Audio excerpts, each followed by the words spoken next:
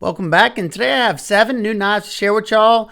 First one, this is one of the 6-leaf knives. I reviewed this a while back on the channel, and this was my first knife from them that I had experienced, and it kind of left me on the fence with them. It has somewhat of a lighter detent. I kind of fixed it by pushing the lock bar over, but I love that blade shape. It's comfortable in hand.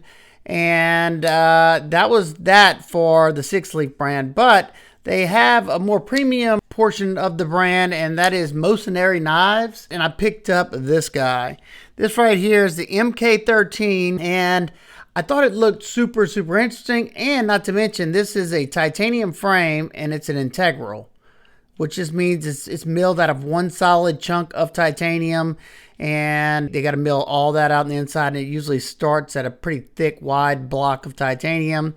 But in the closed position, I thought it looked pretty darn cool. And this knife kind of reminded me of this Elijah Isham knife. I can't remember the name of it right now, but it's about the same size as this one. And it has some similar form factor, in my opinion. It has that same dip down right here and somewhat of the same blade shape. And it's a little bit longer by just a hair. And it also kind of reminds me a little bit of the Tucson bowhead. Two, I think, cool looking knives, just different. That's what kind of got me to pick it up. The bowhead is also an integral.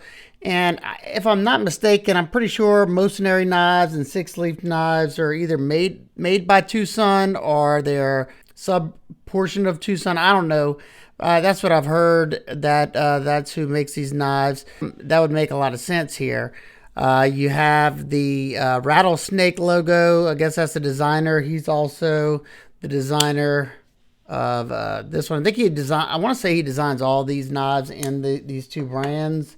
Correct me if I'm wrong. But overall, I think it looks pretty cool. I still get a nice 4-finger grip. It's okay in the hand. It's not excellent. I can kind of feel that clip, but there's a huge downfall with this knife. And it's a deal breaker if I can't do something about it. And that is the pocket clip. This pocket clip is horrible. Now, it does have a little spot for tritium there, maybe to mask the absolute terrible clip. And there's 2 reasons why this clip is so bad. First off, I can't even lift it. Like, I almost ripped my nail off just now trying to lift it up. Then they have a little over travel stabilizer screw right there. I don't know if you can see that right there. Well, the pocket clip is sitting on that screw. So if you manage to lift this up high enough to get it in your pocket, it's going to be ripped up with that screw. So I do like the way they integrated the lanyard loop back here, so you don't, in this way, you don't see that lanyard loop. That's really awesome. So what I plan on doing is removing the pocket clip and putting a relief cut underneath the pocket clip right there. And I've done that before, and it'll allow it to have more flex. It just has absolutely no flex. If I can fix that, then yeah, I like the knife. 20 CV steel, and the price point. This is a $160 knife. Now, it did take about a month to get here from China, but I didn't mind that. And overall, everything else, I like. The front flipper is pretty terrible, but you have that blade hole. That's an excellent reverse flicker. The only way I can really roll it is if I pinch by 2 fingers. I just can't get my finger in there. So, I don't know. For 160 bucks, it's not bad as long as I can fix that pocket clip. Love to hear y'all thoughts on that one. All right, we got some new Vosteed knives. We got a new Vosteed Corgi. Jade black wash finish and reversible pocket clip. Beautiful action and very snappy action. 14C28M blade. Just a very sleek, neutral grip on that handle, so it's nice and comfortable no matter which way you hold it. Excellent drop point blade, so it's going to be useful for just about everything. You can get that tip down onto things rather easily. And it's super pokey. Very smooth action out of the box. And you also have front flipper, which front flipper is okay if you do the reach around, but I prefer this flipper right there. I do have jimping on both sides. Excellent little knife. I'm not a huge fan of Jade, but I could always dye that whatever color I wanted to. And love the fact that they're insetting these clips in there and they're countersinking those pocket clip screws. Excellent job. Vosteed listens to everybody's suggestions. I think that's a titanium plate right there on this one. They do all kinds of different variations, but love the slim form factor. Really cool knife. Two new Raccoons. We got the aluminum frag White Mountain Knives exclusive Raccoon with the crossbar lock. This is my favorite version with the crossbar lock. Not so much the aluminum, but I do like it. It's still nice and lightweight. Inset partial liners in there that are skeletonized.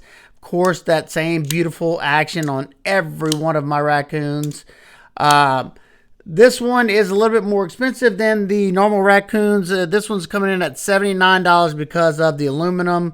So if you rather aluminum, then, you know, you could pay the extra money for that. 14C super slicey blade. And every single Raccoon I've gotten has come pretty close to hair whittling sharp out of box. I like this finish they got on it. It's a very light blasted stonewash finish, but it's still nice and smooth. 14C, you're not gonna really have to worry about that rusting. Very nice. Love this one. These are actually still available. If you do happen to pick this one up, you can use my code STASA23 and get 10% off. It'll basically save you on shipping. The only gripe about this aluminum is it's kind of slick because it is aluminum. It's not that chalky feeling on the hard anodizing. The frag pattern gives you some grip there, but it's not as grippy as their G10 and their micarta options. This next one sold out, but I thought it was cool. I could show you anyway. Got this one. This was an exclusive for the CDC or the Crispy Donut community. Some really cool guys over there. This was one of their exclusives. And it's got a satin finish blade. And then the CDC is above the 14C there. G10. And then you got dual layer G10 with the pink with the blue over the top. Inset clip there. This one's super lightweight too because you have the same inset liners. And then whoop, once again, beautiful action. Every single one of them out the box. Nice.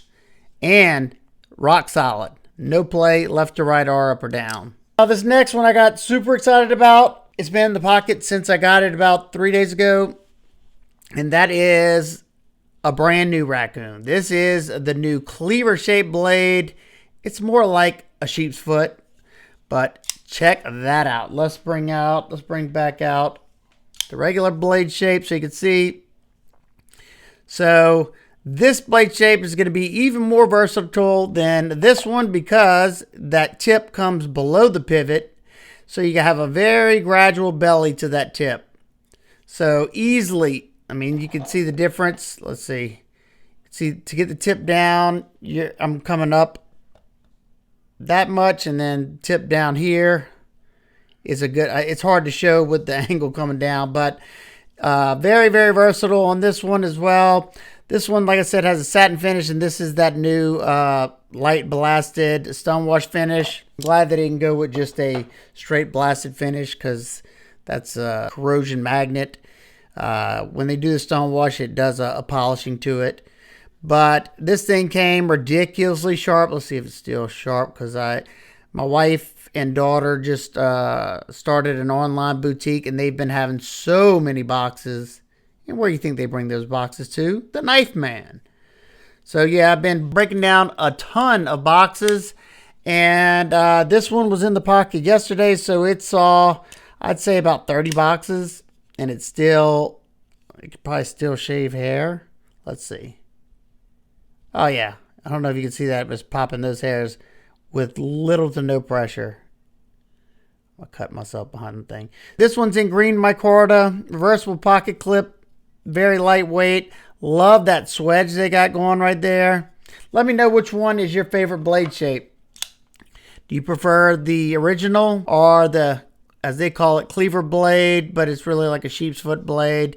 Still 14C 28N. I will have links to everything down in the description. Some of them help support the channel, others don't. So it doesn't matter. If you want to help support the channel, that's awesome. If you don't, no sweat. So there you go. That's the last Vosteed I got for you. Next was a Amazon knife pickup, and I didn't really expect much of this. I own 2 other knives from this brand from like an Amazon Knife of the Month pick.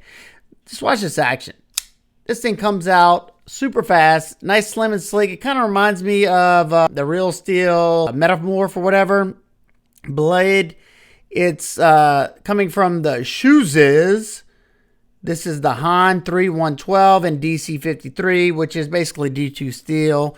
These come in at $38. You get contour G10, inset stainless steel liners, hidden lanyard post, gear G10 backspacer, milled titanium pocket clip. Very nicely done too.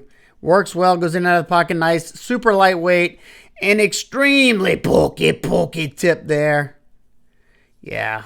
I've been carrying this one a lot too because the action's so good. And I'm not a real huge flipper fan, but when it's that easy, it's very easy to break the detent, but it comes rocketing out. It's riding on ceramic bearings with a ceramic detent ball. Easy access to the lock bar. For $38, I figured I could give it a shot. Doesn't have the best sharpening choil, but something I can fix. Let's make sure. I'm pretty sure I checked that. Yeah, I can fix it because the stop pin's up there. It's not going to get in the way. So, yeah. So, I don't know if y'all remember this or not. This is the new Knives Kumpanter. I reviewed this one a while back. It was another Amazon Knife of the Month pick. And this one kind of wowed me. I know it kind of has a little bit of a resemblance of the Civivi Elementum, but it's just a classic drop point here. You know, this wedge is different. The handle's a little different.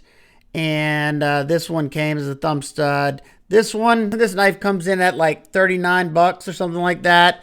And it's got a nice deep hollow grind. D2 steel. Very, very slicey out of box. And the action on these things is just remarkable. If you could feel it, like, not only does it just drop shut, it just has like a silky glass action. Now, at the price point, I thought it was an excellent knife, but I did have some downfalls with this knife. These thumb studs are too slippery, especially right now. I got a little bit of grease in my hands, so it just slipped off of it a few times. And it's also a front flipper, but as you can see, these jimps right here are rounded over, and they don't go all the way up, so I can't do it too well. It's very hard for me to do it, and the detent's dialed more for the thumb stud, in my opinion, but it's comfortable in hand. And they reached out to me the other day, asked me if I want to check out a new Kumpanter. We got 2 of them. So this is what this knife came in as well. It's a nice little EDC pouch. Now, it's got an American flag because the company is out of Chapel Hill, North Carolina. And the knives are obviously made overseas. I'll show y'all this one first. So this is a Kickstarter campaign right here. And so what you have here is the same frame as the regular pocket knife Kumpanter. But as you can see, it looks a little different. This one is a folding utility knife. Now, the G10 models are on Kickstarter along with these other ones.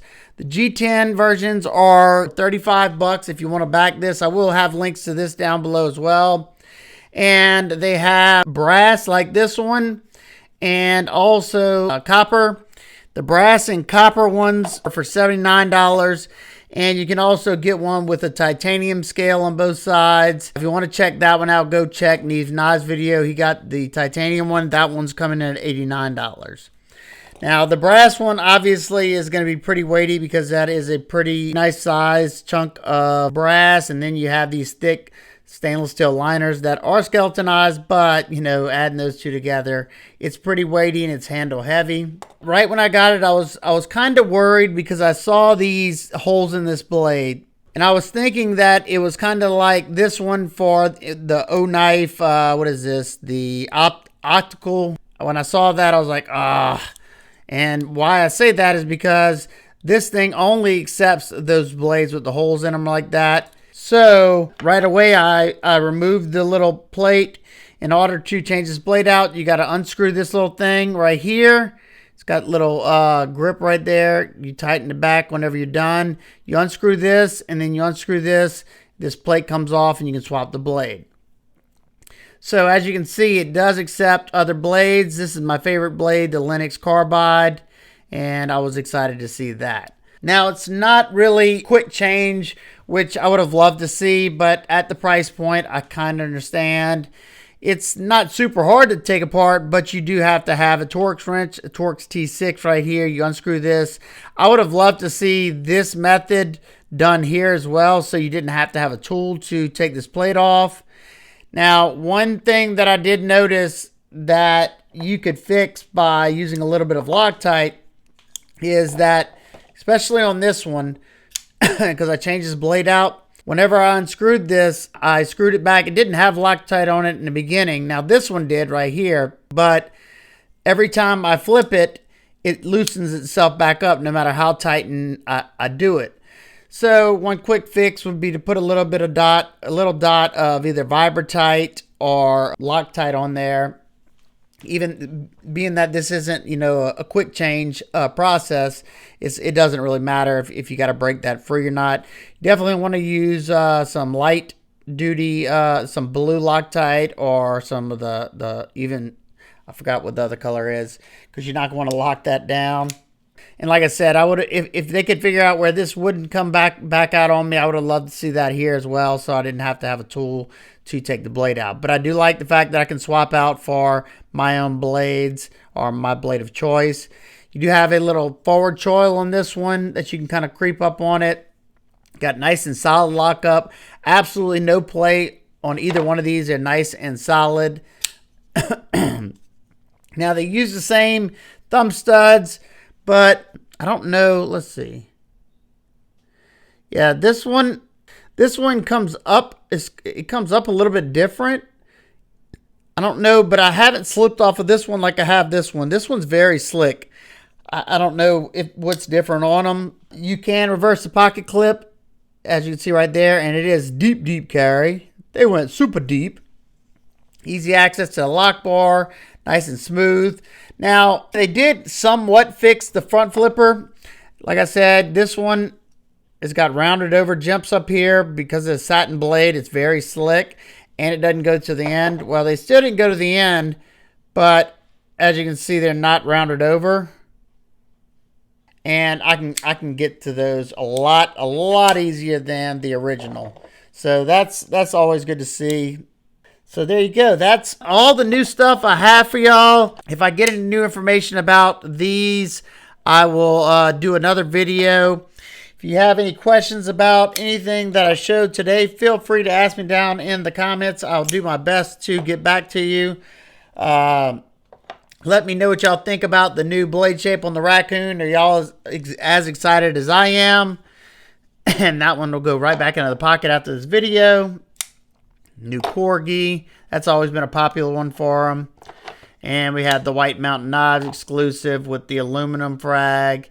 And the Crispy Donut Community exclusive.